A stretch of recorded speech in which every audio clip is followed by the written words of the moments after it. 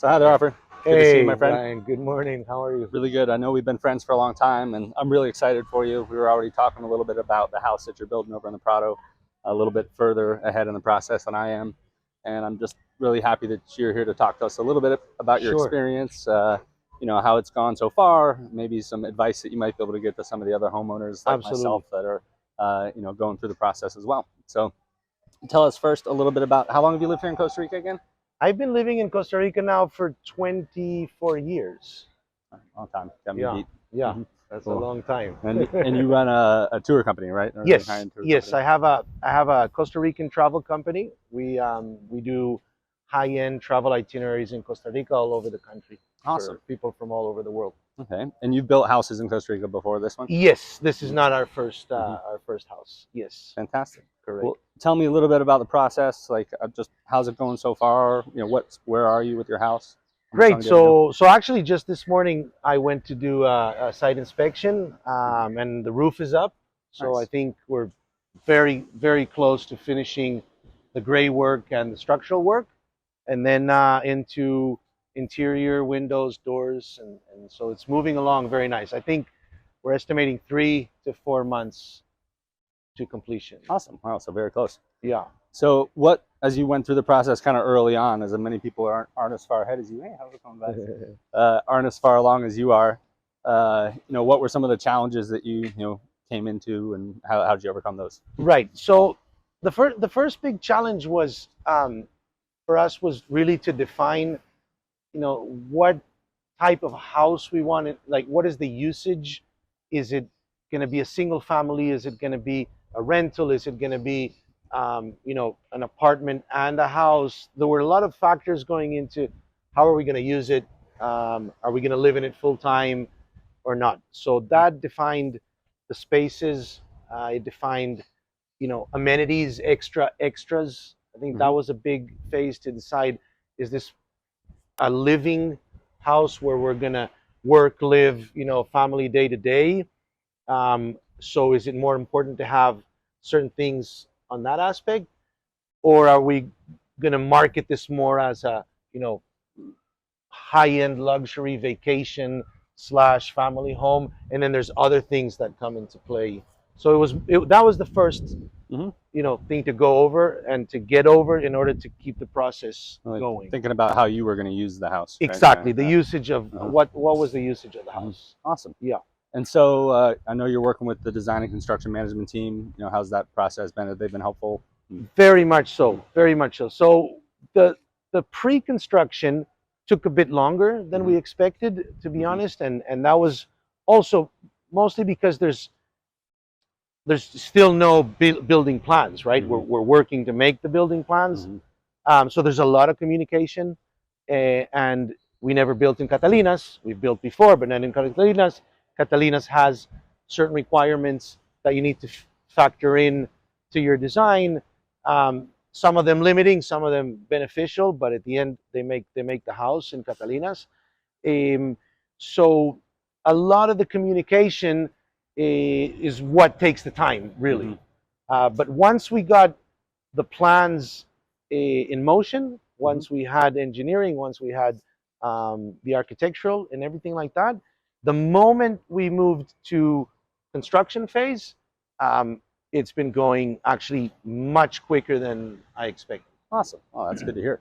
So Yeah. really, like the probably the more challenging part was really defining everything, coming up with what the plans are going to be, coming up with a Yes. budget, and without having, there's still a lot of unknowns at that point, and even understanding the systems. Yes. But then Yes. once you got all those decisions made, then the process has been really good. Actually, exactly. The Mhm. construction, again, has been the easiest construction Nice. I've had. That's The not often the work, case. no, no, no, absolutely not. That's Right. why, yeah, I'm mentioning it. It was to get to the construction is Mhm. where it was like, okay, how do it took us time to figure it out. Mhm. But yeah, the Okay. construction's been absolutely on time and even quicker than expected. Fantastic. Well, I know one of the concerns, it's certainly a concern I have, when I bought the lot or signed the contract almost 2.5 years ago now, obviously things cost less, right? And Right, inflation wasn't what it right, was today. But I know it's a big concern that we've heard from almost right, everybody in El Prado. right. how did you deal with that? You know, how's that worked out for you? So that's a very crucial point, right? Mhm. Because at the end of the day, most of us we have a budget, right? And Yeah. and we're trying to keep it at least in budget Mhm. and hopefully even under budget. And I think the main point that is important for you to keep in mind is that every detail and every decision that you take in the pre-design Mhm. is equal to a number, Yeah. right? It has a cost Mhm. It's all line items. exactly, and Mhm. it's all line items. Mhm. So until you actually see your line itemed builder proposal or Mhm. builder quote, you Mhm. don't really know what the house is going to Yeah. cost. That's the Okay. truth. I'm That's the right truth. there. Yeah. In You that know. point. Yeah. And then we sat. I remember we got the proposal from the builder, and it was a PDF with 79 pages, and in each page there was probably 50 lines. Uh-huh. Okay, and we sat for hours, Mhm. and we went line by line, line by Mhm. line. Okay, some of the things, all right, you know, rebar and I don't know, and Mhm. plaster is Mhm. not Yeah. too Block much. is what it is. Yeah. But once you start getting into, okay, how thick are the blocks? What type of ceiling do I have? Is it a teak ceiling? Is it a plaster ceiling? Is it a metal ceiling? And things like that. Then the numbers, and again, it's not going to be one line item that you take Mhm. out that's going to Mhm. make the difference at the bottom. Yeah. Uh-huh. It's when you, It's a whole. It's all it's hundred. It's all of all them 49 pages of them, and exactly. you They shave add up. $500 off each one. Yeah. That's. That's Yeah. Uh-huh. what I think is the big point where everything comes together, and then you're Uh-huh. like, okay, but then you have a number at the bottom, and it's like, okay, that's relatively close to what I wanted to spend, or it's Uh-huh. way over, or it's Mhm. not, and then you go back and Mhm. But you were in the end, even though costs have probably even gone up since you started slightly, but you were able to get to a number that you felt good yes, about, kind of as you went through that yes, process. I don't feel that we gave up on. So okay, you know what? I'll explain it this way. We definitely didn't give up on quality of build. Mhm. We just shaved off things that we thought we could live without, Mhm. but we don't feel that affects the quality of the house. Mhm. That's good. Yeah. Okay. Good. Well, I guess any like one piece that you've already kind of said how important it is, and maybe how the challenge it is to really think about like the use. How are you going to use the home, right? Number one. And starting to define that what the concept is, and understanding that there's some unknowns about it, and kind of how to get through that. Is there any other like one piece of advice that you could give for people that are like just getting started or about to get started as the either first Yes, steps or important things to think about? yes, for sure. The work with the architect Mm-hmm. at the beginning, right? Mm-hmm. Once you choose an architect, I think it's very important to make sure that the architectural plans are as detailed as you can get to. Like Mm-hmm. as far as you can imagine the Mm-hmm. details, Mm-hmm. get them into the architectural plan, Okay. which is something, for example, we didn't do. Uh-huh. Um, right? So Mm-hmm. Mm-hmm. that's very important Yeah. because down the line it'll save you a lot of headache, Yeah. a lot of You want to make time. sure each of those line items is accounted for, right? Yeah. Exactly. Yeah. You're thinking And of an outdoor shower. Well, that's another 1,500 right, bucks or something. right, Mm-hmm. exactly. So if you know you want it, not only do you want it to be already drawn up in the original in the first conceptual Mm-hmm. drawings, but get to the point that you even know that it has does it have a leg Mm-hmm. Yeah. Foot wash. Yeah. foot wash or Mm-hmm. not? Does it Mm-hmm. does it have a arm sticking out with the shower? Like if you can get to that point with your architect Mm-hmm. already, it's Yeah, going to save you it saves you a lot a of lot time. of So trying to time. make those Exactly, decisions early on and exactly. define that stuff early on. That's really So good work advice. with Yeah. the architect as much as as long as you Mm-hmm. can Mm-hmm. before you move to the next Makes step. sense. Don't leave too many unknowns before you move Exactly. on. Oh, that's good advice.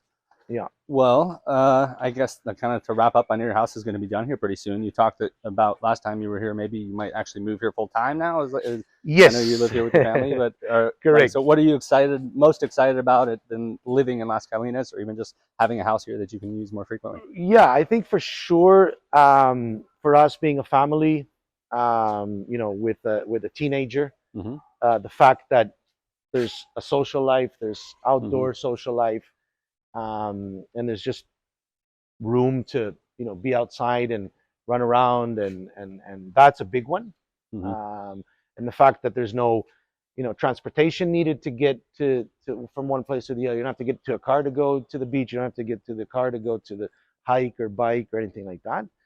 And that's actually, to be honest, also for us, the biggest, positive feature is the fact that we work from home. And so if we don't have to drive to school or drive to friends or drive to activities, and we don't have to drive to an office, we basically don't have to drive anywhere. It's pretty great. Yeah. So I think there isn't a better place to live Yeah.